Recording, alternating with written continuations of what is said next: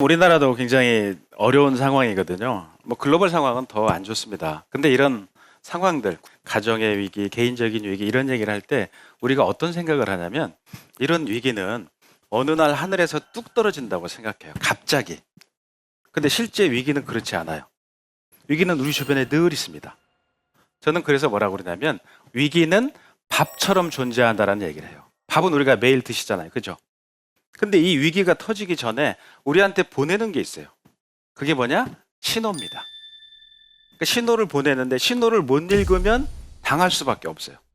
근데 신호를 읽을 줄 알면 이 사람들은 위기를 뭐로 바꿀 수도 있냐면 그렇죠. 기회로 바꿀 수 있는 게 위기예요. 그 문제는 그걸 읽느냐 못 읽느냐의 그런 차이죠. 2001년도였습니다. 9월 11일 날이었죠. 세계를 뒤집어 놓은 사건이 터졌죠. 9.11 테러였어요. 그게 무너지고 나서 전 세계가 경악을 한 거예요. 미국은 더 놀랬죠. 근데 그걸 조사하는 과정 중에 아주 의미심장한 사실을 발견해요. 9.11이 터지기 2년 전에요. FBI가 첩보를 받습니다. 그 첩보의 내용이 뭐냐면 알카에다 조직 알죠, 여러분? 알카에다가 민간 항공기를 납치해서 그걸로 세계무역센터, 그걸로 펜타곤을 공격한다는 첩보를 받았어요. 그러니까 이게 너무나 큰 첩보니까 이게 FBI 일이 아니거든요. 보고한 거예요. 미국의 정보라인의 최상의 부서, 국가정보위원회한테. 이런 일이 벌어진다는 첩보가 잡혔어요.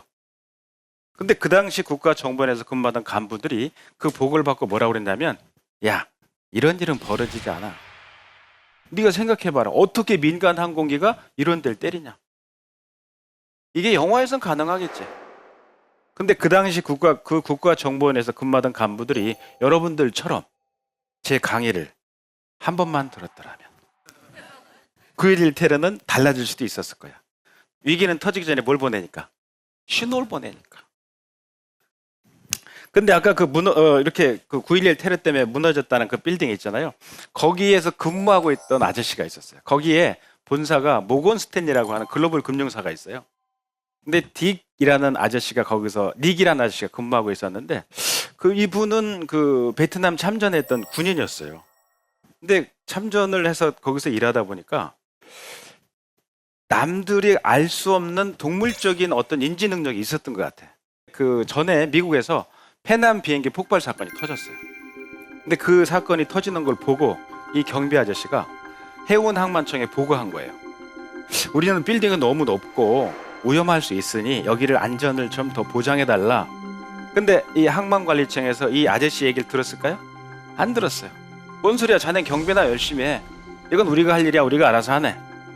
근데 그 9.11 테러 때 무너졌던 세계무역센터 지하에서 93년도에 무슬림 폭발 테러 사건이 터졌었어요. 그 전에. 근데 그걸 보고 이분이 자기 회장한테 보고한 거예요. 회장님, 여긴 더 이상 안전하지 않습니다. 본사를 옮기죠. 회장이 경비 아저씨 얘기 들었을까요? 안 들었어요. 자네 무슨 뚱딴지 같은 소리야. 열심히 경비나 해. 그러니까 이분은 자기가 느낀 거를 보고했는데도 불구하고 수용을 하지 않으니까 자기가 할 만한 일을 찾은 거예요. 그게 뭐였냐면 그 경비한테 주어졌던 그 권한 중에 하나가 뭐냐면 비상시에 대피 훈련하는 그런 권한을 주어졌더라고. 그러니까 다른 회사는 안 하는데 이 모건 스탠리만, 이 닉 아저씨가 툭 하면 직원들을 대피 훈련을 시킨 거야. 여러 일명 없이. 직원들 얼마나 짜증나겠어요. 툭 하면 훈련하니까 다른 데는 가만히 있는데. 그런데 아까 말씀드린 9.11 테러가 일어났어요. 비행기가 세계무역센터를 공격한 거예요. 폭발 장면 받았어.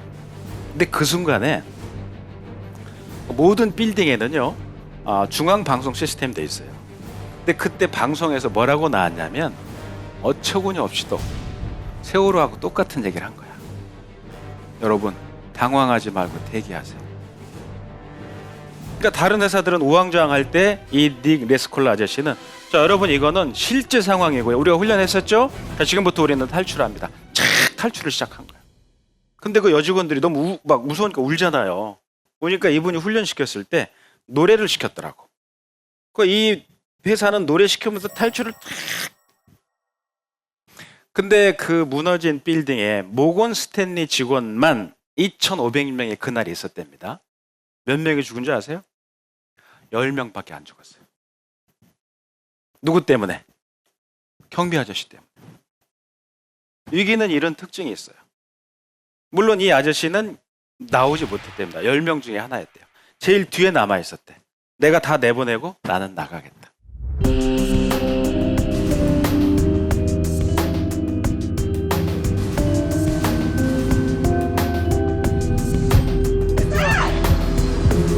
Holy fuck! Oh my God! Oh my God!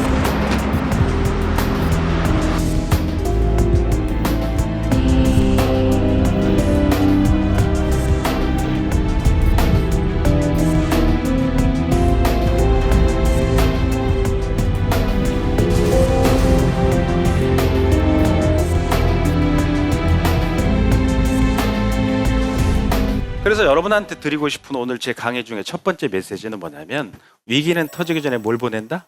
신호를 보낸다는 사실이에요. 그걸 읽으면 기회가 될 수도 있어요. 못 읽으면 당하는 거란 얘기죠. 그래서 여러분 이거는 오늘 강의와 관련 없이 기억을 해놓는 게 좋습니다. 한번 따라서 읽어보세요. 하인리히 법칙.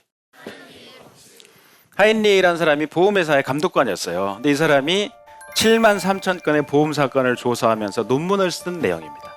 이 법칙이 뭐냐면 1대 29대 300의 법칙이에요. 이 일이 뭐냐면 한 건의 대형 사건이에요.